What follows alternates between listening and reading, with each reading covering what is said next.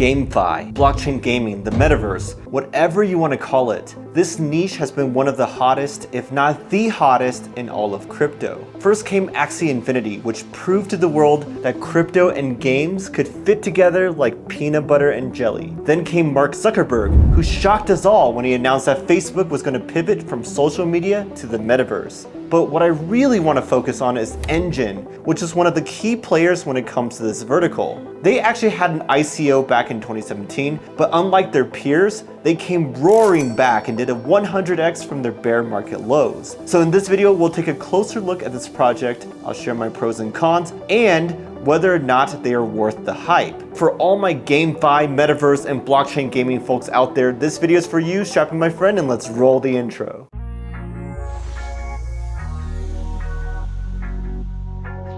Let's start with a quick overview of Enjin before getting to my pros and cons. But if you already know all about this project, then feel free to skip ahead. On the highest level, Enjin is a platform that helps you create, manage, trade, or integrate NFTs. So that can be for all sorts of NFTs like art, collectibles, music, you name it. But what they're really known for is gaming, because their products help game developers build, promote, and monetize their games in ways that weren't previously possible. Enjin's ecosystem is actually super robust. They've built and launched a bunch of different products over the years, like the Enjin Wallet, where you can store and manage various crypto assets, or the Enjin Platform, which provides tools for developers to build blockchain games. Then there's the Enjin Marketplace, which is like their version of OpenSea. And finally, there's JumpNet, a parallel chain that you can bridge to for free and instant transactions. All this is powered by the Enjin Coin, or ENJ, which they call the gold standard for digital assets. That's because ENJ actually backs every NFT that's made through their platform, and its maximum supply is capped at 1 billion tokens. Here's how the backing process actually works. Developers mint NFTs that represent game items and then infuse them with Enjin Coin. Gamers play the game and acquire those items,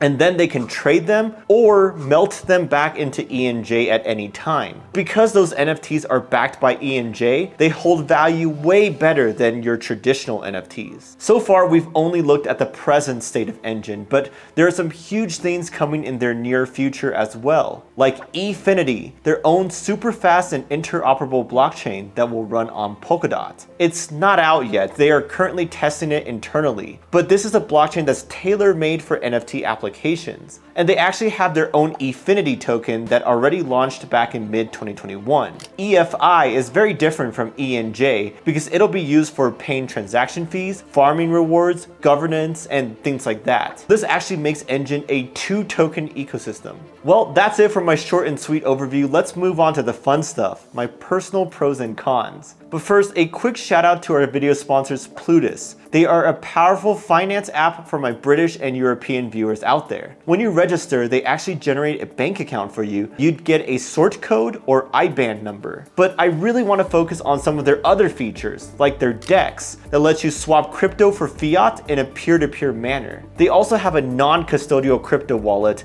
and a Plutus card that gives you 3% cash back in their native Plu token. With Plu, you can stake it to increase your rewards rate, get special perks at online shops, or even upgrade your account to a higher tier. They have a Black Friday promotion going on right now, so sign up using the code YTCoin to get a free Plutus card plus 50 bucks in their token. Check out my link down below if you live in the UK or Europe. All right, let's start with my pros. And the first thing that I noticed is that these guys are true innovators. They started working on NFTs back in 2017 before it was even popular. And when they ran into some hurdles with the ERC20 and ERC721 token standards, they set out to create their own. And that's how the ERC1155 token standard was born. It improved on the previous token standards in several ways. First, a single smart contract can now produce and manage an infinite number of items. Second, you can swap these tokens in only 2 steps rather than the multiple contract approvals that you had to do before. Third, you can batch transfer a bunch of different items to different recipients in a single transaction. These are just some of the powerful abilities of ERC 1155 that was pioneered by the Enjin team. I just want to say that it's super refreshing to see actual innovation in a crypto world where there's a lot of copy pasting going on. Now, the second thing that caught my eye was their strong tokenomics. On the utility side, Enjin Coin is used as collateral for minting in-game items. So there's a steady source of demand from developers who want to build games using the Enjin platform. Also, the more NFTs that are minted, the less ENJ will be in the circulating supply. That's amazing for long-term ENJ holders because deflation usually translates to less sell-side pressure. The team also announced that token holders would be able to stake their ENJ on Efinity to earn the new Efinity token. Yet another use case that should help increase demand for ENJ.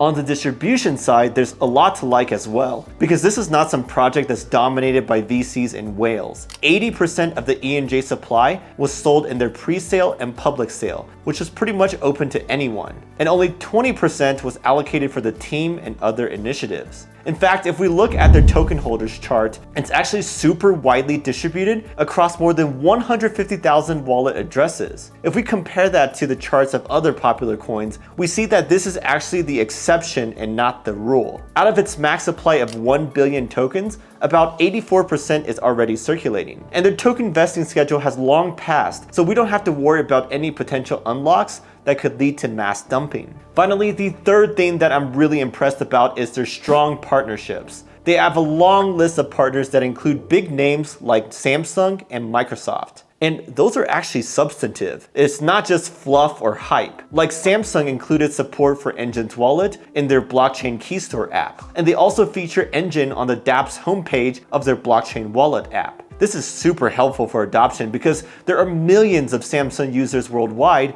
who can now easily discover Enjin from their smartphones. Microsoft used Enjin to mint NFTs to reward their Azure developer community. You can actually see these for yourself on the Enjin marketplace. They also created a game with Enjin that would give out special NFTs that unlocked secret games within Minecraft. This is all pretty awesome, and I expect to see more of this in the future because the team is focused on getting more of these partnerships that will really move the needle for them. Now, that was a pretty strong dose of hopium, so you might be itching to buy some ENJ right now. But before you do so, I want to share my cons, or rather concerns about Enjin, because we really should consider both sides if we want to be savvy investors. And the first thing that worries me is their future direction, because they made some decisions that I think may hurt them in the future. Take scaling, for example. Their initial solution was built on Ethereum, which made sense back in the day, but it really hurt them because their network congestion and crippling fees held back their adoption. That's why many blockchain games decided to build their own solution instead of going with Enjin. As for Efinity, they're aiming to become a Polkadot parachain. Their future is dependent on Polkadot as well. But Polkadot is still raw, and they've been notoriously slow when it comes to development. We'll have to wait and see if it was the right choice for them to go with Polkadot as compared to some other blockchain network. Another decision that concerns me is their overall architecture, because I think they're forcing things unnecessarily. Take Efinity, for example. It could honestly be its own standalone chain on Polkadot and have nothing to do with the rest of Enjin. But they tied it to their existing ecosystem to most likely appease their community. I mean, I get it, I'd probably do the same,